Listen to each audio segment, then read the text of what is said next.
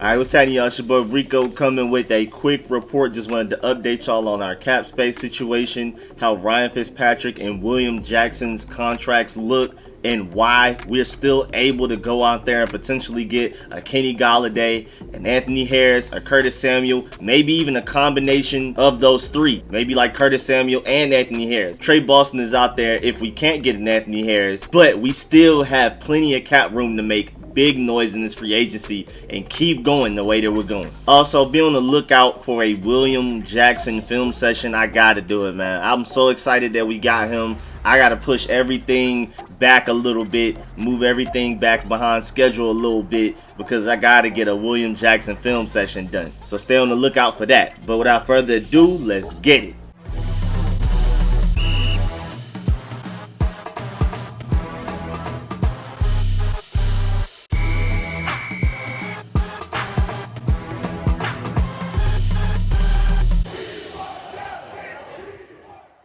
Starting with Fitzpatrick, he signed to a 1-year, $10 million deal, $6 million signing bonus, $3 million base, $1 million per game roster bonuses, which is huge, $2 million in incentives. But most importantly for us as the fans, he will be a $9.94 million cap hit. Not a lot. I mean, I would have liked to get him for a little bit cheaper, but he's projected to be a starting quarterback. And if you think about it, we basically traded Alex Smith for Ryan Fitzpatrick, which is an upgrade, period, just by itself. But then we also gained an extra a little over $5 million in cap space with that trade. So I'm a huge fan of it. Ryan Fitzpatrick comes in, can win you some games, keep us relevant, potentially win the NFC East. Y'all already know I'm Super Bowl or bust. But that also gives us a great opportunity to possibly trade up for our future quarterback in the draft, which is my preferred strategy. I'm team trade up for Lance, mostly because he has the highest potential out of every quarterback in this class, in my opinion. Also, I feel like he may be the fourth one to go, so you don't have to give up a lot to move up to get him. Maybe only have to move up to 7 or 8 to get him. And recent history has shown that the third and or fourth quarterbacks taken in drafts have been the ones that have hit the hardest. Now, I think this QB class is a little bit different, because I'm really high on all of these top 4 guys, unlike pretty much any other draft class I've fully studied pre-draft. This is the highest I've ever been on a QB class. I'm normally build through the trenches guy, but I feel like there's just so many franchise guys between Wilson, Lawrence, Fields, and Lance that you have to take one, because if you don't, you're going to regret it 5 years from now. Maybe within 2 years. But still, I think this is a great situation to bring a rookie quarterback into, to learn behind Fitzpatrick with Taylor Heinicke as the backup. Probably just end up releasing Kyle Allen. He's only $800,000 against the cap anyway, so it's just whatever. Defense is great. Gonna get even better. Probably by tonight. It seems like we make all our moves at night. So you better stay up if you want to hear anything about Washington doing anything special. Because during the day, we signed guys like Lamar Miller and David Sharpe. At night, we signed the Ryan Fitzpatricks and William Jacksons. But I think if we trade up for like a Lance, our QB situation is perfect. Again, Ryan Fitzpatrick is a significant upgrade over anybody we threw out there last season. And then again, he's only 9.94 against the cap right now. So him, Heinicke, and Kyle Allen combined for less than $14 million against the cap. And then I guess you can add the Alex Smith $10 million of dead cap. That's still less than $25 million. Half of the league's quarterbacks are making that or more per year. Meanwhile, we have a guy that can win, a guy that can easily step up, and Taylor Heinicke to ball out, and potentially a future star rookie quarterback behind them learning. And another thing with the quarterback thing, I know some people don't want to give up a lot of value to trade up in the draft. First of all, I don't feel like it's going to be anywhere near as much value as a lot of people think it will be.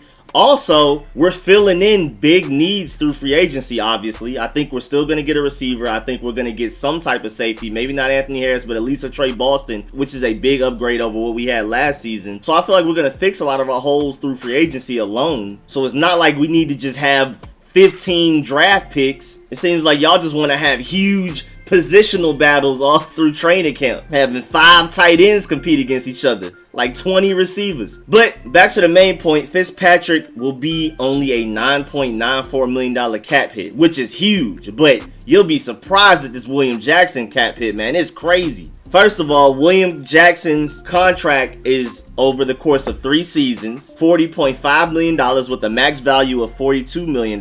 He has a $15 million signing bonus, $16 million guaranteed at signing, $26 million total guaranteed with $1.5 million in incentives. And his contract is set up perfectly for how the NFL's cap space went down due to lost revenue due to the COVID-19 pandemic, because this season he is only a $6.6 million cap hit. That is ridiculous. He's making on average $14 million annually, but this year, when the cap space is at its lowest, he's only a $6.6 million cap hit. That is crazy. Granted, he will be a $16 million cap hit next year and $17.75 million cap hit the year after that. But even by then, that won't even be a lot compared to a lot of the other top corners, and William Jackson is one of those top corners in the NFL. So, first of all, that contract won't even look crazy because of that. And also, as of 2022, we have an out on Landon Collins. So if we need to get rid of Landon Collins to save a lot of cap space, which we can't do this season, we can do that. So they set up this contract beautifully with William Jackson. Again, Ryan Fitzpatrick is a slightly less than $10 million cap hit. William Jackson III is a $6.66 million cap hit, and that leaves us with a little over $21 million worth of cap space. Now, granted, you're gonna have to go ahead and calculate our draft class ahead of time, which may be almost up to $6 million worth of cap space. So realistically, we really have like $15.5 million. And we also still have guys out there like Danny Johnson interested in bringing back Nick Sundberg. I mean, all of these guys are very cheap, but still. So realistically, we have like somewhere around $14 million worth of cap, and that may be enough to go and get Kenny Golladay, Curtis Samuel, or Anthony Harris, or a combination of two of those guys. There's also Trey Boston out there, who's a very good free safety option, probably going for very cheap. Again, if you set up the contracts the way you did like William Jackson, the way a lot of teams are doing their players for this year, like how the Cowboys did Dak Prescott, and make sure it's loaded on the back end, you can easily go and get two of those guys. Again, we technically have a little over $21 million worth of cap space, but if you include the draft class, somewhere around 15, and then of course we have to still re-sign guys like Nick Sundberg and may potentially re-sign like a Danny Johnson. So just basically think of it as we have $14 million worth of cap, but again, you can backload potential free agents contracts like we just did with William Jackson, and like a Curtis Samuel may only be like a $5 or $6 million cap hit this season. So then you still have money to go get Anthony Harris. Maybe you backload that also, and he's only like maybe an $8 million cap hit this season or something like that. Or you go get a Trey Boston for really cheap. He may only go for $2, $3, or $4 million a year anyway. So we still have plenty of room to make moves right now. Like even after all of this, we're still 12th in cap space out of the NFL. 12th. We can still make big moves.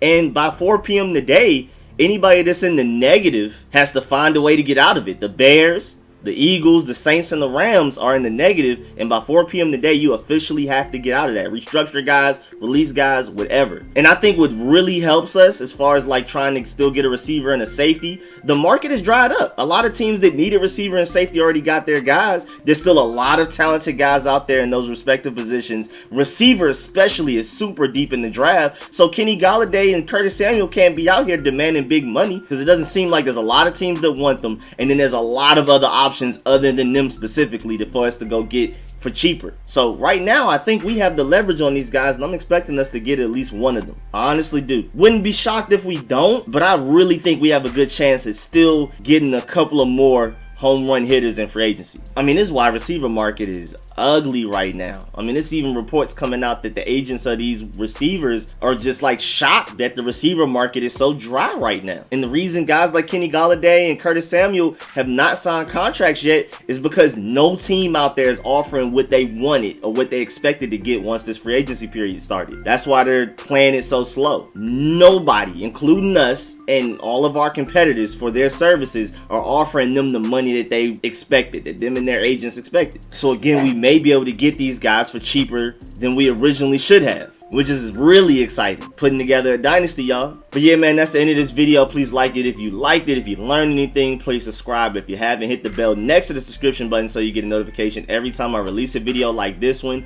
All of my informative videos, I will keep y'all up to date on everything for agency. Stay in tune for film sessions, like I'm working on a William Jackson film session right now. Definitely stay in tune for all of my weekly live streams every Friday, 8 to 10 p.m. Every Sunday, 1 or 4 p.m. for about a couple of hours. Stay in tune for my next 3 mock drafts. I've already done 2 out of 5, have 3 more. I did the realistic early draft network simulator mock draft. I did the trade back scenario a couple of days ago. Now I have to do a trade up scenario, a dream case scenario, and then the fifth and final one will be the extremely realistic scenario, completely based on what I feel like they will draft. It's going to be my attempt to get as many right as possible. So I'm going to be going based off of who they met with the most, who were reported to be connected to the most, and things like that. So that's going to be my realistic attempt at a mock draft. So the fourth one will be the least realistic possible one, the one that will be absolutely perfect in my eyes, me pushing my agenda, all of the guys I really want. And then the fifth and final one would be the extremely realistic one. Probably come out with that like 2 weeks before the draft. So definitely stay tuned for all of that, man. And again, I appreciate everybody that supports the channel in any way, liking every video and live stream, sharing it out to people so we can add more folks to the Street Scores family. I really appreciate all y'all. And of course, I appreciate everybody that donates, everybody that's a sponsor, especially my Pro Bowl sponsors whose name you see scrolling on the screen right now. I really appreciate all of y'all. I will catch y'all later. I'm out.